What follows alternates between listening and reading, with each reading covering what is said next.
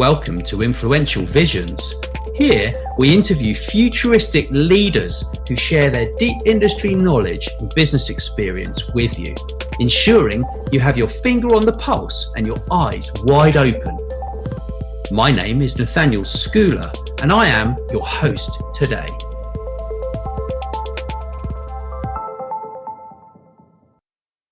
Well, I'm very happy to be joined again by Nicolas Babin, and and I'm really excited. I shouldn't say that because my godfather tells me off for always saying that, right? But we're going to talk about innovation in technology, talking cars, robotic dogs, AI, 3D printing, and everything else, right? Because you've been involved with this sort of stuff from the ground up, right? Since 1996, when the first GPS system was created, right? And I'd love to hear more about that, Nicolas. Yes, thanks, Nat. Yes, in 1996, I was managing director in the UK, so for European business of ETAC, the digital map company, which was owned by Sony.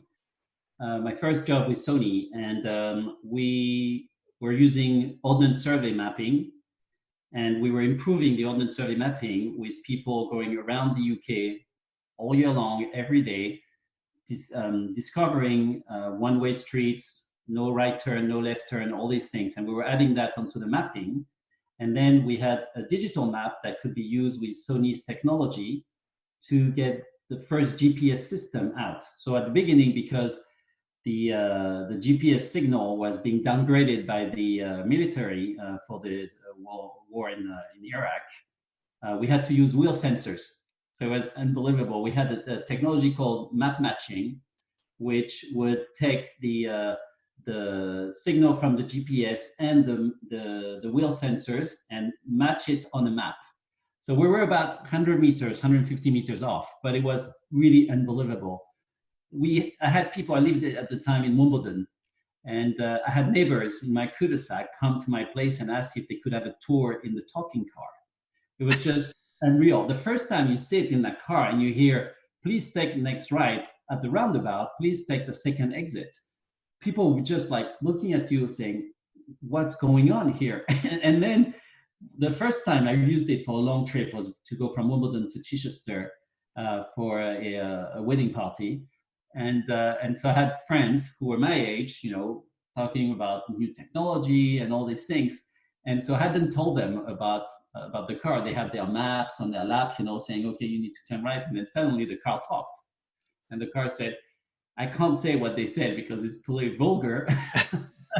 I won't say it on the show, but they were just all, well, you know what? Just listen to the car. And then I can't remember how long it took. It was about an hour and a half or something, or 2 hours. And he said, well, that's it. You've arrived at your destination. And they all looked like, man, can we have another tour of the car? I said, no, that's all right. We're going to enjoy the party. And then we'll go back and we'll use the tool.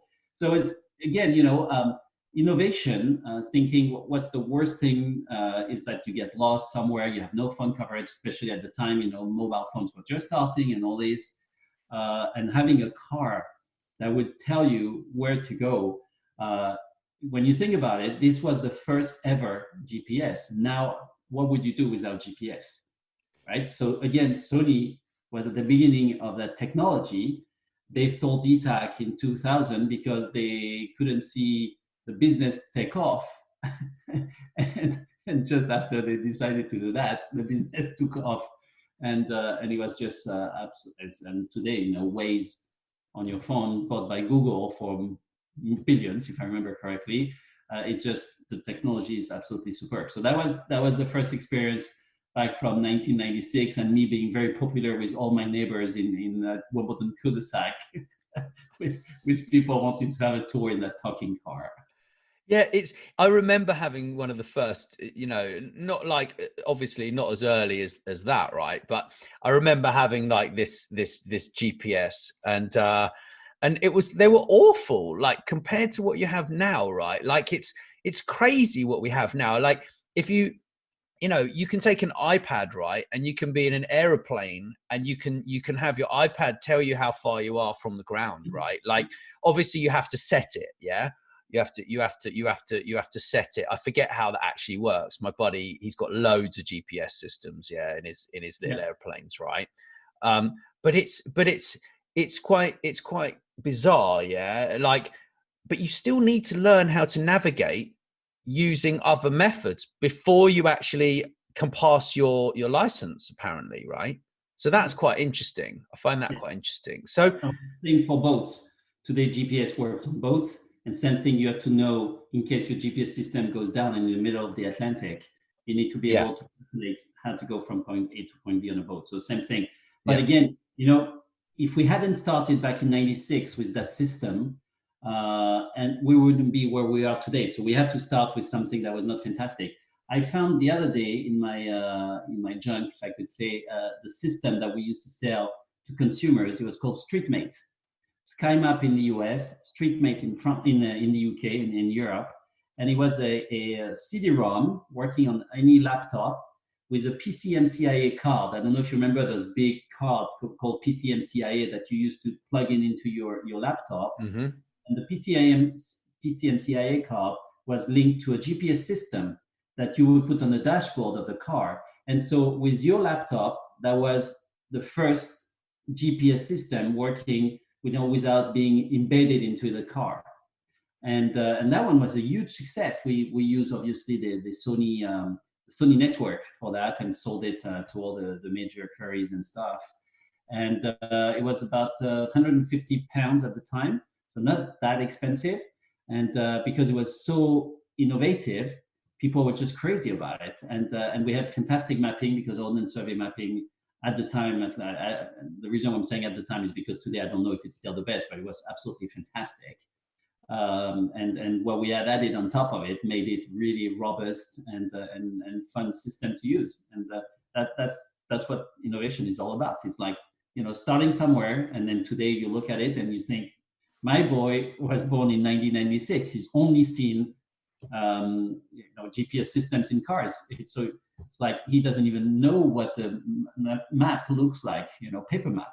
It's thinking he's 24 years of age, and for him it's just natural. You go into a car and you say where you're going, and you just follow the voice. But it's not what you and I have known before. No. It's crazy, right? Like I just remember like having my first car, like I had to read a map, yeah, you know, that's it. Yeah. So what about these robotic dogs then that you were talking about? Yeah, so that was after I was managing director of that division of Sony, I became managing director of Sony Entertainment Robot Europe, SCRE, based in London. And SCREs was sold AIBO dogs. So AIBO stands for Artificial Intelligence Bot, VO for robot.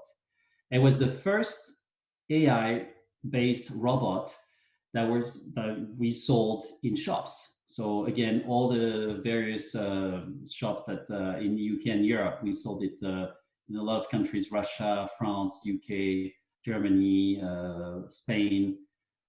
And so AIBO also in Japanese means companion. So it was really designed by Sony to make elderly people, especially in Japan, be able to have a companion with them and also be able to do things for them. So AIBO would understand some words, about 50 words, which was pretty good at the time. The robotic work with Sony started back in 1993. The first product launch was 1999, which I believe is still the fastest selling electronic product, and it's on the Guinness Book of Records. In 20 minutes, I think we sold about over 200,000. I don't remember exactly the numbers, but it was something absolutely fantastic. And when AIBO came out in 1999, I remember again, neighbors wanted to have, because I had one at home. I remember schools for my kids saying, can we have a demo of the dog? Of course. And it was unbelievable. There's a joke about it that my wife belonged to the American group of women in Surrey. And one day she was making a presentation and people say, what does your husband do? And he said, he sells dogs. I had to tell her, so can you just precise exactly what kind of dogs I sell? Because it's quite interesting to know that it's like actually AI-based dogs. And those robots, you had Wi-Fi system in the robot, so you could control the robot from your PC and see what he would see, hear what he would hear. So it's, it goes for great pranks among Oh friends. yeah. But also it could be autonomous, and the robot could really be 24/7 in your house, look and do a room mapping of what the room would look like, and realize where the charger would be. And so when the battery would go down, and I have 4 at home, and they still work for that. It's just unbelievable. As soon as he realizes that the battery goes down, he goes towards the battery, turns around, back up into the battery charger, and charges itself. And as soon as it's done, it goes back out and lives his own life. And that innovation was just unbelievable, because today everything that Aibo did has helped big companies to improve on walking, because Aibo was 4-legged, and also we had Curio, which was a 2-legged. So we had worked on balance, we had worked on mechatronics, which is the way robots would evolve. So trying to imitate as much as possible a real dog. Yep. So how the real dog would walk. Also, we had face recognition. We had done face recognition for a family cluster, so up to 5 people. So Aibo would know who's the master, who's and all these things. We're talking about 99, 2000 at the time. It was just wow. Yeah, it was. And today, face recognition, people are saying, wow, this is unbelievable, face recognition. Well, it exists for a long time ago. Of course. Aibo would recognize you. Aibo would take pictures. You just say, take a picture, and Aibo will sit down, and you'll be here 10, 9, 8. Oh, wow. You see that? But so where has that evolved to now? Like do they have a product that does that, or are there multiple? Because I haven't really investigated this part of innovation, if I'm honest. Yeah. I know, because the product was expensive. It was roughly around 2,000 euros. And there were some marketing mistakes made in the US, especially because the US thought they would sell it as a toy, which was absolutely not a toy. And even Americans did not spend 2,000 euros for a toy. Whereas in Europe, I really focused on selling it as an entertainment AI tool. So I put forward the AI angle. And so Europe was more successful than anywhere else in the world selling the product, because we also managed to have some point of sales in shops. That's actually also another very interesting story. When I first came to a big the Sony centers at the time, and I showed them the product, they looked at me with this very white face, and I said, "What's wrong? Like, why are you looking at me like this?" Said, well, we're not used of selling products that move. We sell televisions, we sell even refrigerators, but how are we going to do it with a robot that actually moves around the shop? So I had to, that's what, it's so disruptive, because of course the salespeople on the floor, they had no idea how to do it. And they were worried that, Aibo would walk out of the shop. Of course he could, potentially. So I had of course. So I made those big point of sale that were at human height with a big globe on it. So it was this table that was about 1.80 meters or 1.70 meters, and we had a big like a desk where Aibo could walk around, but pretty large. And on top of it, we put a plastic dome with a hole in it, so Aibo would listen to commands, because, as I said, he could understand about 50 words. And so people, and it was locked, so people could not take Aibo and run, basically, because as like any dog, basically, you can just steal it. So we had to invent this, and at the end, it was great, because Aibo would welcome everyone in the shop, because Aibo could be autonomous, but also you could program Aibo. And we had memory sticks at the time that you could program from your PC. And so today, Sony, in 2005, when Sony had these financial problems, they decided to stop that. To me, that was a mistake, because it was such an image building product. Yeah. They decided to restart the business back in 2018 at the CES in Las Vegas. They showed a new Aibo, which, it's I don't think that they're really using it for image building. But today, what has, all the engineers that have worked on Aibo, which were really the first time, they have moved on to other companies. And every technology, every piece of technology that you've seen in Aibo is being now, developed at Boston Robotics, because Boston Robotics, they are fantastic Yeah. at all the mechatronics work, because they managed, they can jump, they can rebound, they can run, they can go on any type of terrains. And so everything that we had to invent at Sony, and that has been the story of Sony, because everything that Sony invented, then Sony gave it up because they thought, well, maybe it's not great business, and then it's been taken over by others, and then a huge success.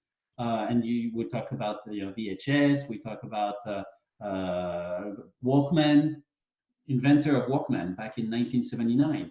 First Walkman invented by Sony. I don't know if you remember, with the cassettes, the old ones. Today, it's in your phone pretty much, but iPod was based on Walkman. We invented the battery, the lithium-ion battery that would make the Walkman last longer. And today, again, all over, but Sony has given up and finished with Walkman. So you see, it's very interesting. Aibo has brought on huge business around AI and around robotics, but again, Sony today is not seen as the forefront as they used to be. We stopped 2005, so yeah, until 2005, Sony was just, anytime you talk about Aibo, I had people come to demos of Aibo and be like, I remember in Manchester, we had the Trafford Shopping Centre, one of the largest one in the UK. And I would bring Aibos and people would just come, and it was like we had to ask security to help us to get people out, because they were just fascinated by robots. Yeah. I even had one guy at the Trafford Shopping Centre attack an Aibo and ripped his head off. Wow. He said, yeah, I don't want robots to replace me. So we always had engagement, whether good, whether bad, but that product was just absolutely unbelievable. I did the first board meeting on September 11th, 2001, famous day. We were in Stockholm, where Sony wanted to impress Ericsson. That was the first board meeting of Sony and Ericsson. You probably remember that joint venture. And the only product that Sony showed to Ericsson was Aibo. I was invited with, I made a joke during the demo. I said, well, I have my boss here, I have my boss's boss, my boss's boss's boss's boss in the room. So basically, the chairman of Sony World was in the room. It was just like, and the only product they showed was Aibo, again, because it was so advanced. Yeah. So Sony was, for that, a fantastic company that always trying to innovate, always trying to bring forward technologies that other companies would not dare to do or didn't even think about doing. Yeah. Sorry, that was a very long, but I get passionate anytime I talk about Aibo. That's super interesting. So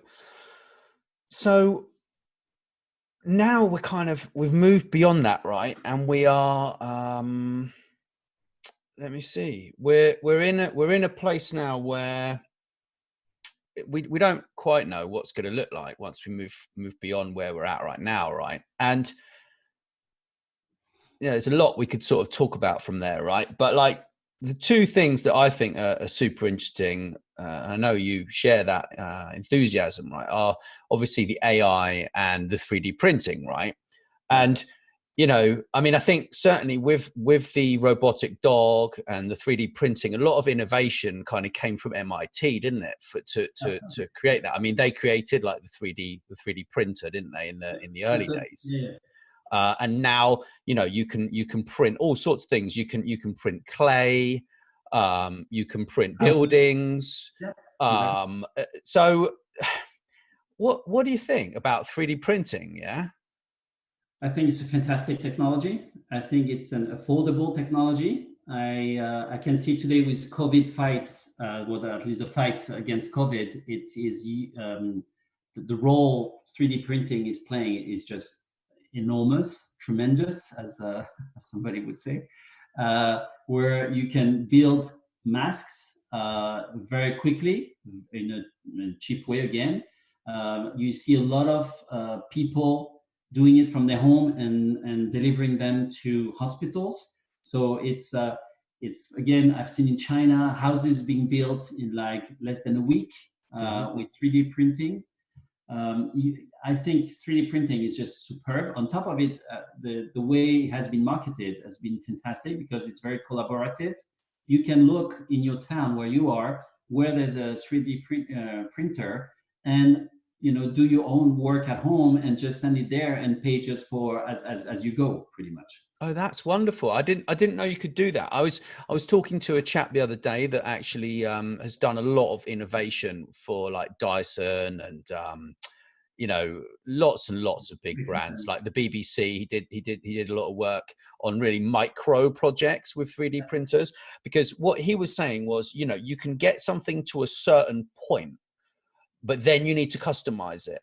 Yeah. So for example, like I think he worked on this adaptation to someone's prosthetic limb, for example. Yeah, it didn't quite like fit. So so the guy was like, can you make this for me? I need something extra that's gonna make this more comfortable. Yeah. So there's a kind of really big opportunity there, I think, certainly within 3D printing, to manufacture locally a lot more items. But then obviously you've got the mass manufacturing of things, like with lots of different factories that they can't actually do that. It's not possible for them. So I don't know. So it's kind of like they're creating a big product en masse, yeah. And then it's like, oh, okay, so I need one of these little things that kind of goes on the edge, kind of thing. Yeah, exactly. I don't know if you've seen there's this big sports brand that had invented years ago a mask where you fit the mask and it's very tight, so it works great, and you have the tube going from there. So you breathe in the mask like normally you have the mask in the tube in your mouth, and the mask only covers your eyes. This time they had invented this mask, and somebody realized that with just a small adapter on top of the mask, this mask could be fitted to a respirator. Wow. So they've built, and it was like a very simple T-like piece of plastic that could be printed out of a 3D printer. And so now in France, and I believe it's also in the UK, hospitals are using this mask because that company has offered for free like hundreds of thousands of masks. The masks are not available anywhere on the planet now to be sold, because they've decided to give them to hospitals that were lacking respirators. And it's just like a 3D printer taking, I believe, like 2 hours just to print that little joint piece of plastic, and that they can fit on top of the mask and then fits into the machine. It's just that 3D printing thing it's really technology. Sorry, nothing. Technology is just absolutely superb. Can do anything pretty much. Toys for your kids. You always have a limb missing. You always have a hand missing. Whatever. You can reprint that. I remember exactly. Yeah, but the problem is, I've got a 3D hand here that my buddy made me, and it did have a middle finger, and I dropped it on the floor. Yeah, and look, like the middle finger. It fell off, yeah?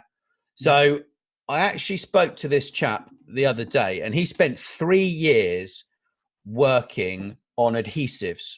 So so I said, what do I use? He said, what type of 3D printed method did you use? Yeah. And I asked my friend, he said, it's this. So I was like, okay. He said, you just need a tiny little piece of super glue to fix it. Yeah. But I think my buddy's bored. I think he's going to make me like a peace sign or something. Yeah. Yeah, that's better. Yeah. I think I need a peace sign. But it's incredible that we've come from this place where these things were so expensive to now having a 3D printer that you can buy for like £300. Yeah. Or you can share, as I mentioned. Or you can share, like you said, and even less than 300. But also you can actually go online and you can go to lots of libraries of items, and you can go and you can adapt those libraries, which I thought was super interesting. I still haven't got the skills quite yet. My buddy Eric, he's like right into this stuff. Like he made a pedal for his aeroplane. Yeah. So, he makes really practical things. Well, like my 3D hand, obviously. But but it's super interesting because there are other methods of 3D printing as well, right? Like there's this sort of flash 3D printing, isn't there? Which is like it's a liquid that has, I don't quite know how that works. Do you know much about that one? Or No, I don't. I've read about it. I've not seen it. Whereas the other type of 3D printing, I've seen it work. yeah, But and I know it's a liquid that dries very quickly and yeah. that is how do you say that? Is sent to a receptacle that in a very fast way. I mean, it's the technology seems fantastic, but frankly, I've not studied that too I much. think it's actually a laser that that hits the specific thing. Okay. And I'm not quite sure how it works, but I think, you know, you can look on YouTube for Yeah. all of these kind of things if you want to go into So the many things. details. Yeah, you're absolutely right. Because today it's just when you talk about innovation, it's It's just like crazy. goes. Yeah, as we mentioned AI before. We mentioned 3D printing. We mentioned, I mean, even in terms of digital technology, you know, blockchain is also a great innovation for the technology and to help with money laundering, avoiding money laundering, for example, avoiding problems with insurance companies. I mean, it's just today the world we live in now is just absolutely unbelievable, and it's perfect timing, if I could say that, because when you look at the problems that COVID has started, if we didn't have innovation, imagine like about 30 or 40 years ago, we would have COVID-19. We would have been stuck at home with no way of accessing anything. Yeah. Today, you're stuck at home, but you can work from home. You can see your bodies. We've started to do a aperitif, as we say in French, online, you know, with friends and everything. You say cheers and you have a drink and you say jokes. I know it's not the same as being in a pub and enjoying pub life, but you know, again, 40 years ago, no way you would have done this. 40 years ago would have been a disaster. You know, Yeah. people felt like terrible about it. Whereas today, at least, we're enjoying technology, and also technologies at the service of doctors and everything, as we mentioned about 3D printing. But AI also is making calculation right now to find the right what the DNA of the virus is. Normally, this takes years or months at least for doctors to find that. But with the power of AI and the fact that it goes much faster and it also takes in consideration much more data than anything than your brain would be capable, then this is how we're going to see a vaccine much faster, and this is how we understand the virus much better. So it's you know it's not only about helping us to have a better life, to calculate how to go from A to Z, but it's also about us improving our health and making sure that at least we understand what's going on around us. Yeah. So this innovation, I mean, as I mentioned to everybody, because people are saying, you know, about robotics, I hear it all. Yeah, they're going to replace us. AI, you're going to lose your privacy. You've done some fantastic podcasts about data privacy. Thank you. Which honestly, I've learned a lot about that. Well, you helped me a lot with that. It was very useful what we talked about the other week on that one. You know, really useful. But my point about that is that, yes, people can be scared about innovation, but at the end of the day, if it's done properly, and if you think about, you know, the repercussions of innovation well in advance, then you can use it to your benefit, of course. And I'm not being naive when I say that. You know, some bad people are going to use innovation and new technologies to make it better for them. But what's really important is to know that the train has left the station, right? Try to stop it now. Yeah, good luck. Yeah. So, Yeah. so the thing is, be pragmatic about it. Try to find the good out of innovation and make it work for you or for the benefit of humanity. Very much so. And then that leads into the last topic for today, yeah, which I think's, you know, so important, is the ethics of AI, right? And actually the ethics of business fits into that as well, right? So it's kind of like, okay, so we need to eliminate the bias, because there's a big thing with AI of like bias, yeah, because the people who are programming it are creating an automatic bias, right, in many cases, yeah. So obviously we need to kind of think about, that's something that needs some further research. Everything that's being launched, it looks like is being built within someone else's trusted environment. Like a lot of this stuff is being built on Oracle Cloud, IBM Cloud, AWS. Yeah, like all the big players have got their own AI modules, right? Would you call it a module? Algorithm.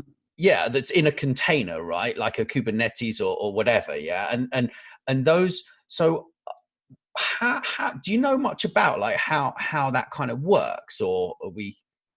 Yeah, we ethics has been something that we worked with Sony from the beginning, because obviously coming out with robots, we had to think about it. So we had the different laws that that were invented back in the 50s that we wanted to implement. But ethic, and as you mentioned about bias, is something very important with AI, because AI has been programmed by men, right? So men are biased. Even if you try to be as neutral as possible, you always have a bias. And so basically the code that you're going to create, it's going to reflect the biased angle that you're putting it in. So that's why it's really important to have some governance around AI, and ensure that that there's things that you can do, things you can't do, but always leaving man in charge. When I talk about AI, one very important point I always mention is human augmented. It's not human replacement, and it's not about forcing human doing things that he shouldn't be doing. It's having human always in charge, and AI is there to help us to be better, because we will be able to consider much more around a specific environment. So more data, speed of data, more analysis, more anything basically that you can find into an algorithm is going to make a huge impact on how you can manage that ethic better. It's important, and it's more than important. It's you have to make it happen. That anytime you have an AI strategy, and I know these big companies do, and I'm not saying they don't. Important that you have an ethic committee that looks at all the potential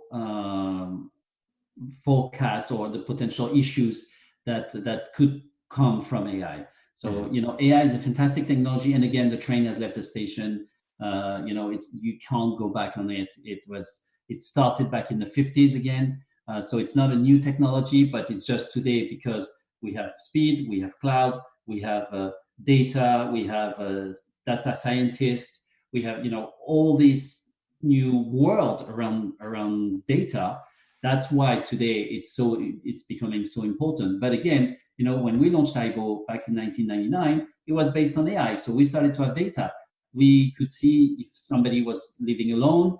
I even saw some technology in the Sony laboratories where we had TV with AI. So the TV will see you come back at 1 o'clock in the morning with somebody of different sex or same sex, absolutely no issue there.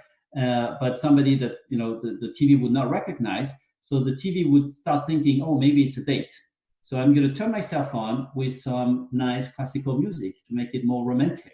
I've seen that in the labs. I've seen radios do that. I've seen TVs do that. And the TV also would go look at where the people would be sitting. So they're sitting on the sofa. Okay, great. So I'm moving myself in front of the sofa to make sure that at least I'm absolutely straight in the middle or in front of them. Oh, and now they're laying down. So I'm going to tilt myself to make sure that at least they can have a better experience about the picture. Wonderful. These type of things. But when you think about it, yeah, it's wonderful because the user experience is wonderful.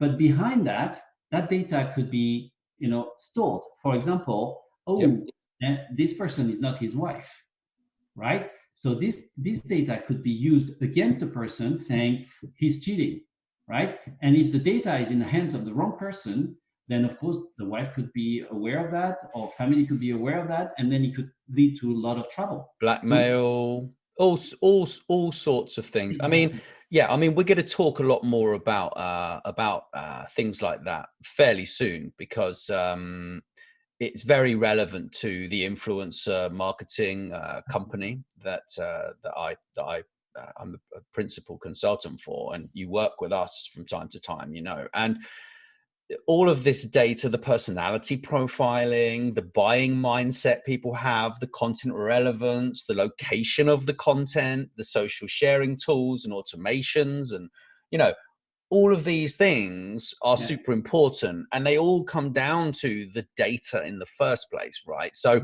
yeah, we're going to have a really, really interesting conversation around that, but we've got to prep. I want to create an amazing piece of content there. And that's super interesting talking about all this, Nicolas. I'm absolutely, it's just super, absolutely super. Thank you so much. Thank you, Nat. Thanks for listening. Please make sure you share this episode with your friends and business connections too. And don't forget to drop us a review wherever you listen. Thank you.